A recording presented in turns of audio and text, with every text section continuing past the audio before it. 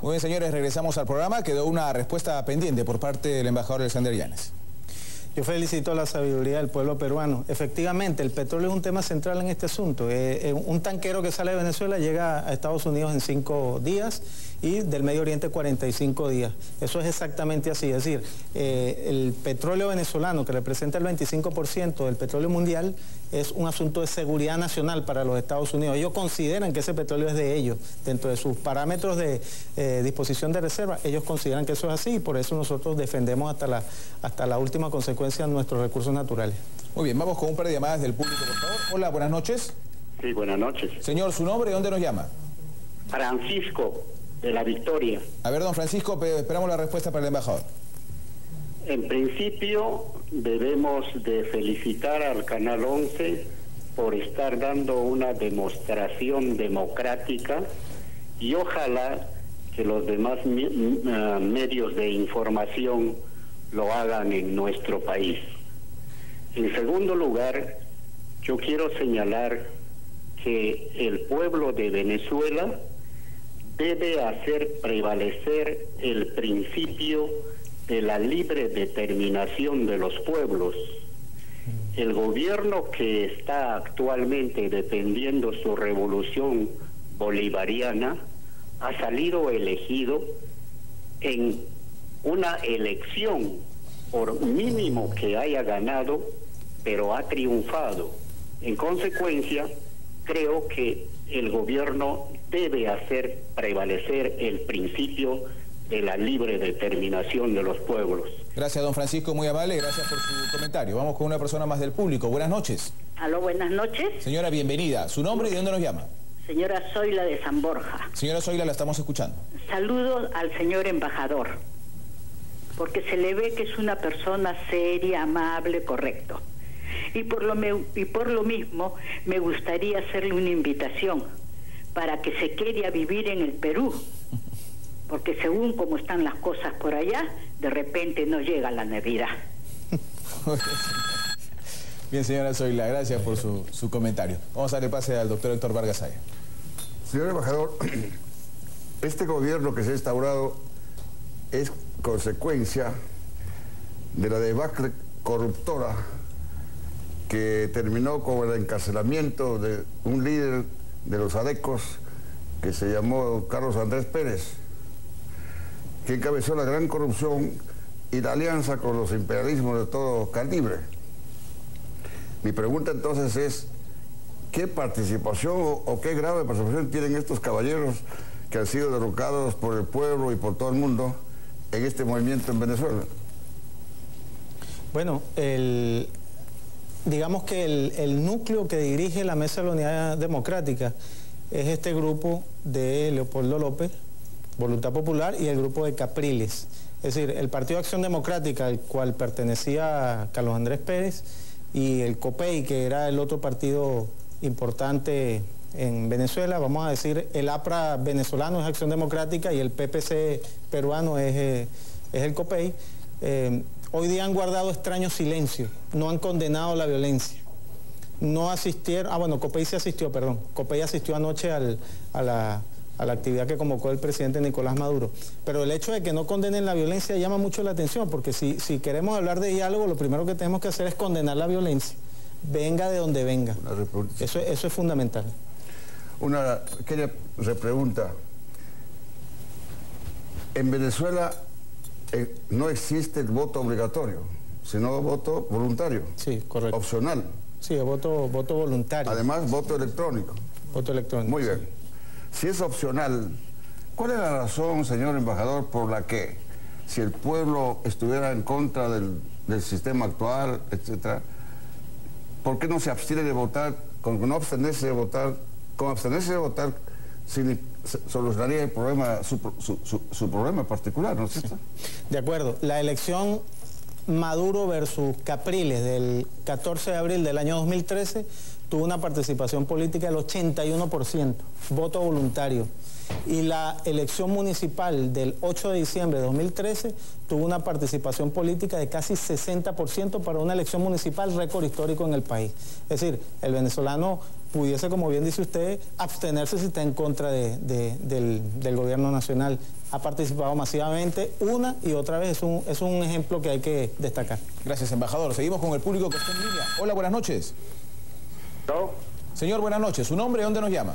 Alcibiades Tapia de San Juan del Lurigancho. A ver, lo escuchamos, señor Tapia. Mire, yo lo que quiero expresar es mi indignación y protesta contra el Canal 11, que quiere mostrar, a excepción del doctor que se encuentra ahí presente, mi indignación por querer mostrar ante el Perú a ese embajador de un país dictador y corrupto. Bien, sí, señor Tapia, nosotros respetamos todas las opiniones siempre y cuando se den con respeto.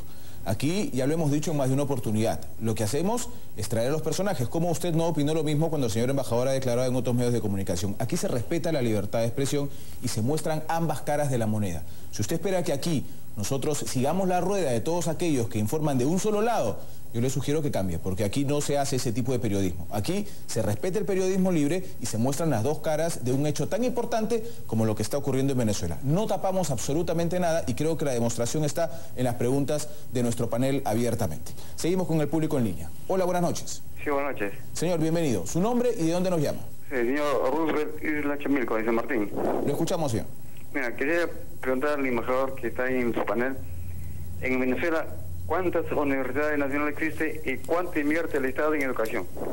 Muy bien, muchas gracias. Le trasladamos la pregunta, señor embajador. ¿Cuánto invierte el Estado venezolano en educación? Sí, más o menos en el 10% del presupuesto nacional está dedicado a educación, 65% a la inversión social, incluido el tema universitario.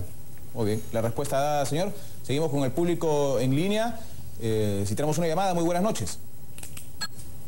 ¿Aló? Buenas noches, señor. Sí, bueno, le pido, mi estimado amigo, que baje el volumen de su televisor para escucharlo correctamente, por favor, para que no se mezclen los audios. Si es así, bienvenido. Buenas noches. Buenas.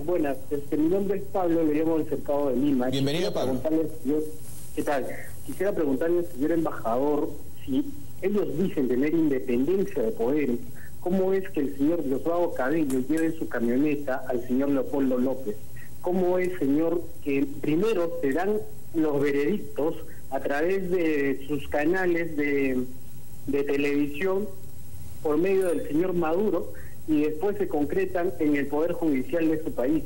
Quisiera que me responda a eso el señor embajador, por favor. ¿Cómo no, don Pablo? Bienvenido a su pregunta, el embajador va a responder. Sí, lástima que no sintonizó el programa donde estuve aquí y expliqué eso. Los servicios de inteligencia de Venezuela interceptaron llamadas donde sectores de la ultraderecha venezolana decían que había que matar a Leopoldo López, culpar al gobierno y generar una guerra civil. El presidente Maduro, cuando se entera de esto, le pide al presidente del Parlamento que se comunique con la familia de Leopoldo López, le coloque las grabaciones para que él se entregue y evitar que lo asesinen y evitar una tragedia en el país. Una vez que el presidente del Parlamento va y negocia con la familia de Leopoldo López, la familia identifica incluso a una de las personas que estaba hablando de matarlo, y convencen a Leopoldo para que se entregue, para garantizarle la vida.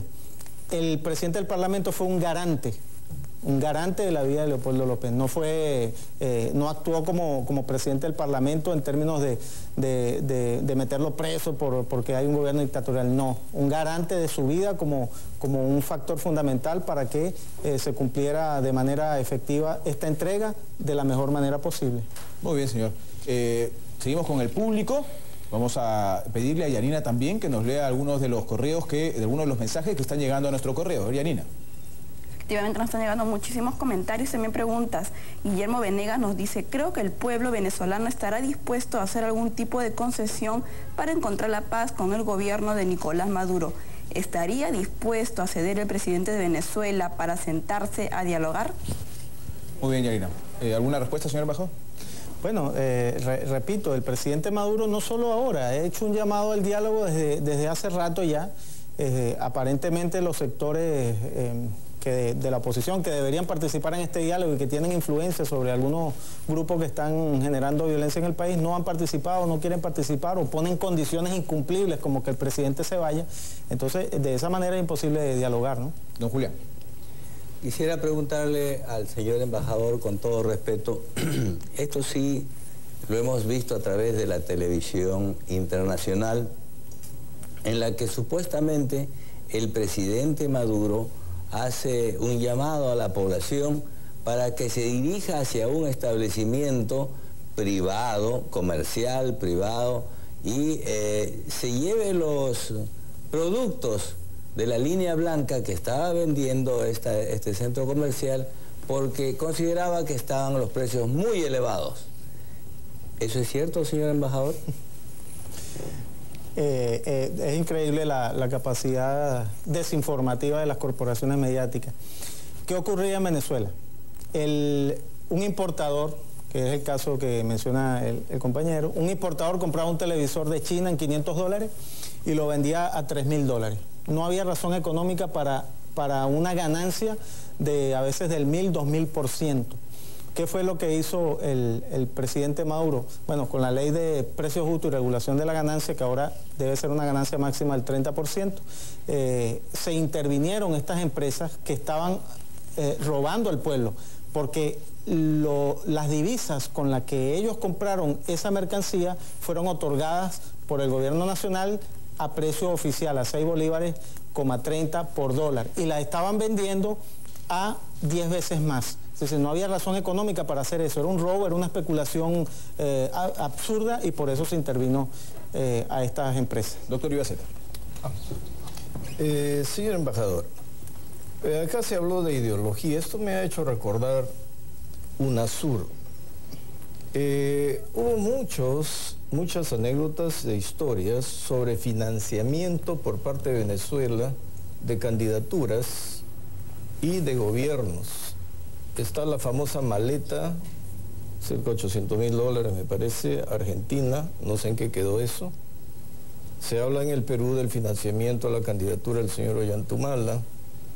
Nosotros sabemos de la existencia en el Perú de las Casas del Alba durante un tiempo y la vinculación de Venezuela con Irán. ¿A dónde apuntaba eso primeramente? Porque lo que se notaba en Venezuela era un trato arrogante del líder que se sentía poderoso con los precios del petróleo para con la oposición. Y ahora que se ha quedado sin UNASUR porque se está quedando solo, ya no tiene Irán, Irán está negociando con Estados Unidos, pero tiene crisis. Y la arrogancia se está volviendo de ida y vuelta. ¿Cómo ve esta situación y cómo lo van a solucionar? Porque entre arrogantes ahora va a ser muy complicado porque siembra vientos y cosechas tempestades. Embajador. Bueno, no sé de dónde saca la idea de que se está quedando sola Venezuela. Acaba de aprobarse el comunicado del movimiento de los no alineados, 136 países respaldando al gobierno de Venezuela, la no violencia y la constitucionalidad de este gobierno. Hemos recibido los comunicados del CARICOM, que son 13, 14 países, comunicados de la Asociación de Estados del Caribe, del Mercosur, de la Alianza Bolivariana para los Pueblos de Nuestra América, y la UNASUR también emitió un comunicado desde los parámetros internacionales parecido a lo que han manifestado otros países. Así que si Venezuela estuviera aislada internacionalmente, tenga usted la seguridad que las circunstancias fueran distintas a lo que son ahora. Tenemos el respaldo de la comunidad internacional que sabe muy bien que detrás de lo que está ocurriendo en el país hay una pretensión de violar y romper el orden constitucional. Una sola cosita, ¿no? Muy puntual, doctor, para darle tiempo. Sí, es puntual. Entiendo que hay pronunciamientos, pero son meramente diplomáticos, que no tienen mayor fuerza. A lo que me refiero es que Venezuela se ha quedado sola en su confrontación interna. A ver, embajador. No entiendo, en su confrontación interna... Entre la oposición y el gobierno, un gobierno arrogante, totalitario, porque quiso imponer el gobierno de los pobres sobre los ricos, y ahora tiene el corsi y recorsi. Entonces, a lo que me refiero, a la soledad de Venezuela, es a la soledad en la confrontación de oposición y gobierno. No, pero es que los asuntos internos de Venezuela competen a Venezuela.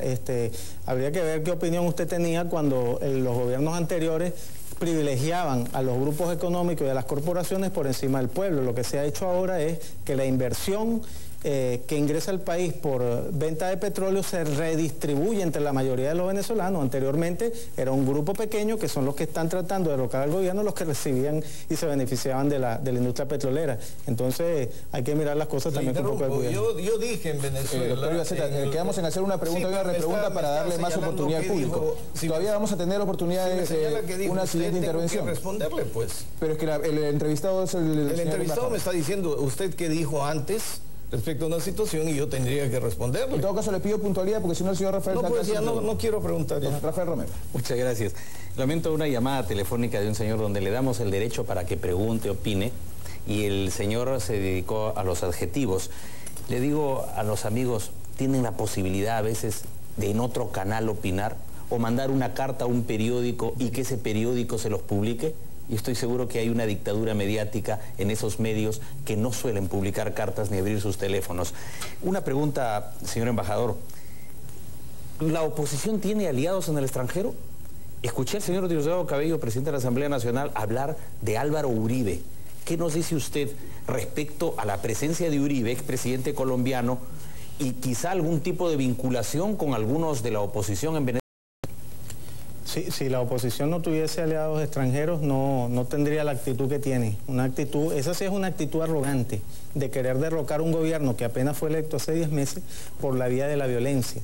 El presupuesto de los Estados Unidos, revísenlo ustedes, tiene 5 millones de dólares para organizaciones por la democracia en Venezuela. Es decir, un país que ha hecho 19 elecciones en 15 años, ningún país del mundo lo ha hecho. Recibe financiamiento, organizaciones, la mayoría de oposición por parte de los Estados Unidos para trabajar en función de la democracia. Eso llama la atención. Segundo, el tema de Álvaro Uribe lo ha denunciado el presidente Maduro, lo ha denunciado el canciller, su vinculación expresa con el señor Leopoldo López, de quien es amigo personal, y se ha dicho que los grupos que están generando la violencia en Venezuela, en los 15 municipios, son entrenados por paramilitares de un país vecino. Bien, vamos a pedirle al público que esté en línea que participe también en esta entrevista. Hola, muy buenas noches. Muy buenas noches, ¿cómo están? Señor, ¿su nombre y dónde nos llama, por favor? Ángelo Panca, de Cercado de Lima. A ver, don Ángelo, lo estamos escuchando. Muy bueno, felicitarlos primero por esta clase de programas tan buenos para la educación nacional y darnos esta oportunidad de dar nuestra opinión. Gracias. Al embajador, quisiera hacerle dos preguntas, básicamente. La primera es que el señor Maduro, el presidente de Venezuela, ha tildado de fascismo y nazismo. Quisiera saber qué entiende el señor Maduro por fascismo y nazismo, porque parece que dentro de la mente de Maduro, el fascismo y el nazismo se limitaría a cualquier tipo de oposición contra su régimen. Qué bien. Muy bien, muchas gracias. Vamos a pedirle respuesta al embajador. Bueno, es una pregunta para el presidente Maduro, no para el embajador de Venezuela, pero totalmente aclaro que el presidente Maduro ha dicho claramente que no son todos los estudiantes, que no es toda la oposición la que está en actitud violentista. Es un grupo pequeño con entrenamiento de paramilitares de países vecinos, con financiamiento de potencias extranjeras, lo que andan en esta actitud. Cuando los intereses del gran capital se trasladan a la política, ahí está el fascismo. Eso está demostrado en un libro escrito por Franz Leopold Neumann, se lo recomiendo, sobre el fascismo y el nazismo en Alemania de Hitler. Vamos con una llamada más del público. Hola, buenas noches. Buenas noches. Señor, ¿su nombre y dónde nos llama? Eduardo, estoy llamando de Jesús María. A ver, don Eduardo, lo estamos escuchando. No, en principio felicitar a del pueblo por la vocación democrática que tiene y permitirnos participar. En segundo lugar, también felicitar al embajador por haberle enmendado la información al doctor Ibaceta. Me parece que no conoce la relación internacional y el apoyo que tiene de muchos países el actual gobierno. Lo que yo quisiera preguntar es al embajador, ¿cuál es la relación que tienen los órganos jurisdiccionales y los fiscales con relación con los gobiernos de turno, para ver si están actuando con independencia o no en todas las denuncias que están formulándose contra el gobierno? Bien, muchas gracias, don Eduardo. Respuesta del embajador. Bueno, ha habido una campaña contra Venezuela desde que ganó el presidente Chávez, tratando de decir que él maneja todo el poder, o manejaba todo el poder, y lo mismo con el presidente Maduro. En Venezuela hay separación de poderes, hay independencia de poderes. Que los medios de comunicación pretendan hacernos creer otra cosa, bueno, está bien, eso están en su derecho de hacerlo, pero la realidad es, por ejemplo, que este joven que denunció haber sido violado por un fusil, que se comprobó el Ministerio Público y con medicina forense que era falso, sí este muchacho había recibido algunos golpes de más de la Guardia Nacional y los 3 guardias nacionales que le golpearon están detenidos y se les está aplicando un juicio por exceso en el uso de la fuerza. Eso es un ejemplo de que hay independencia de poderes.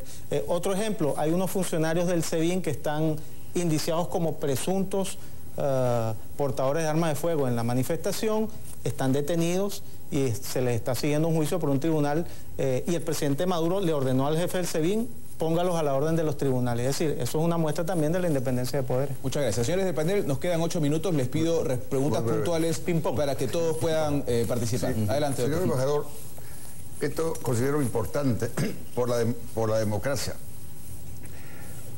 ¿Cuál es la situación de los medios de comunicación en Venezuela?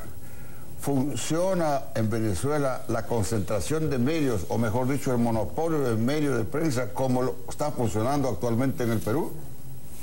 Es una buena pregunta. En Venezuela, creo que lo dije la vez pasada, la distribución de medios es más o menos así, 80% en manos privadas, radio, televisión y prensa, 15% medios comunitarios, que es un avance del proceso bolivariano, que las comunidades puedan tener su radio comunitaria, su periódico, su pequeña televisora, 5% son medios estatales. Esa es la distribución. Don Julián. Algunos medios de comunicación de Venezuela se han quejado de que falta papel para la impresión de los diarios. ¿Es cierto esto? Bueno, esa es una pregunta que me han hecho en todos los canales donde he ido. Ha habido la pretensión de utilizar este planteamiento como una fórmula para acallar a los medios de comunicación social. Revisen, por favor, yo les pido, revisen en las páginas web el diario El Nacional, el diario El Universal, que son los dos más importantes al nivel del comercio del Perú, al nivel del comercio, son más o menos en ese mismo nivel. Revísenlo, todos los días publican con total libertad a grandes titulares, bueno, que en Venezuela no hay libertad de expresión, etcétera. Es decir, todos los días salen diciendo esto, se caen 2 tesis. No hay libertad de expresión, no publicarán eso. No hay papel, no saldría el periódico. Doctor Villasel. Sí, primero quiero contestar. Yo estuve en Venezuela en un evento a finales del 96, más o menos, y me hicieron la misma pregunta, y por la experiencia que vivimos en el Perú, le dije lo siguiente: cuando hay corrupción e impunidad se genera un vacío y el pueblo se desespera y termina eligiendo a un elemento mesiánico que concentra poder. Y eso ocurrió. Ahora, la pregunta es directa. ¿Se ha eliminado la corrupción en Venezuela? Embajador. No hay país en el mundo donde no exista corrupción. Sí, el presidente Maduro lo ha dicho claramente, la corrupción es un problema inherente a la sociedad capitalista, también a la sociedad socialista. Nosotros estamos haciendo lo que tenemos que hacer, en primer lugar, cambiar el sistema educativo, cambiar el patrón de valores para que las personas no sientan que son y valen en función de lo que tienen, sino que son y valen en función de lo que son. Cuando cambiemos esos valores por la vía de la educación, el problema de la corrupción, no solo en Venezuela, sino en cualquier país del mundo, se reducirá sustantivamente. Voy a pedirle al televidente que nos espere un segundo porque hay una pregunta puntual de Rafael y vamos con el televidente que está en línea. Sí, hace poco Estados Unidos expulsó a 3 diplomáticos venezolanos. ¿Podría ahondar en ello? ¿Por qué se les expulsa? ¿Cuál es la posición de Venezuela? El canciller Elías Agua ha dicho que fue por retaliación. Ustedes recordarán que Venezuela expulsó a 3 cónsules de los Estados Unidos. Llama la atención que esos 3 cónsules estuvieron en enero metidos en las universidades venezolanas, supuestamente ofreciendo visas, y el 12 de febrero lo que se lanza es una marcha de estudiantes de oposición. Nuestra información es que estos cónsules estaban organizando y financiando a los grupos de estudiantes de oposición para hacer lo que hicieron. Y bueno, el gobierno nacional decidió expulsarlo. En retaliación, el gobierno de los Estados Unidos, y aplicando la Convención de Viena, bueno, expulsó a 3 venezolanos que no están en modo alguno conspirando contra el gobierno de los Estados Unidos, por eso hablamos de retaliación. Muy bien, vamos a ir con el público que está en línea. Mil disculpas por haberlo hecho esperar. Señor, adelante, muy buenas noches. Buenas noches. Su nombre, por favor, y dónde nos llama. William, del distrito de Lince. A ver, don William, lo escuchamos. Lo que quisiera consultarle al embajador es qué está haciendo actualmente su gobierno en cuanto a la gran escasez que enfocan los diferentes medios de comunicación, en cuanto a los alimentos y a los útiles de limpieza, ya que nosotros acá en el Perú hemos tenido una triste historia durante el primer gobierno de Alan García sobre las escaseces y las innumerables colas que teníamos. Gracias, don William, muchas gracias. Mejor. Sí, bueno, ahí hemos dicho la vez pasada que hay varias causas del tema del desabastecimiento de algunos productos, no es de todo. 40% del alimento que se produce en Venezuela o que se importa se va de contrabando a Colombia. Hay que ver quién está detrás de ese contrabando. Colombia, recuerden ustedes que hablamos de un expresidente, ¿no? En segundo lugar, si ustedes revisan los documentos secretos de la ITT, el golpe de Estado contra Salvador Allende, los Estados Unidos financiaron a los transportistas para generar desabastecimiento y que la gente se molestara y bueno, y derrocaron al gobierno. Eso también ocurrió. Y no podemos dejar de aceptar que es posible que en políticas públicas del Estado venezolano en materia alimentaria hemos cometido algunos errores que pudiesen también contribuir al desabastecimiento de algunos productos. Es falso que en Venezuela se está pasando hambre. Ningún país del mundo donde el pueblo esté pasando hambre aguanta 48 horas su gobierno. Le voy a hacer una pregunta que nos llega a través del Twitter de la señora Virginia Golding. Nos dice, ¿el embajador considera prudente el carnaval cuando han muerto venezolanos, sean del bando que sean? Bueno, es una pregunta interesante. El carnaval no fue Nicolás Maduro quien lo decretó. Los carnavales se celebran históricamente en todos los países y son parte de la tradición latinoamericana y caribeña. Lo que ha dicho el presidente Maduro es que 15 municipios, un grupo, y el ministro del Interior lo dijo, más o menos están protestando en estos 15 municipios unas 2.000 personas. Eso equivale al 0,006% de la población venezolana. 0,06% de la población venezolana no puede poner contra la pared a 30 millones de habitantes. Muy bien, embajador, muchísimas gracias. Ya no hay tiempo para más, pero quiero agradecer al embajador. Seguramente no todo el Perú que nos ha visto está satisfecho. Nosotros lo que tratamos de hacer acá, y reitero, es poner las dos caras de la moneda. Creo que los miembros del panel han tenido preguntas de todo calibre y el embajador las ha respondido. Usted, amigo televidente, es quien saca finalmente sus conclusiones. Aquí en Habla el Pueblo nos encargamos de poner ambos sentidos de la información. Señores del panel, muchas gracias. Muchas gracias. Señor embajador, muy amable por estar con nosotros. Gracias a usted, muy amable. Yanina, gracias por la selección y la lectura de los mensajes al correo. Gracias al público por participar. Señores, Dios mediante, regresamos mañana. Permiso. Lucha con firmeza.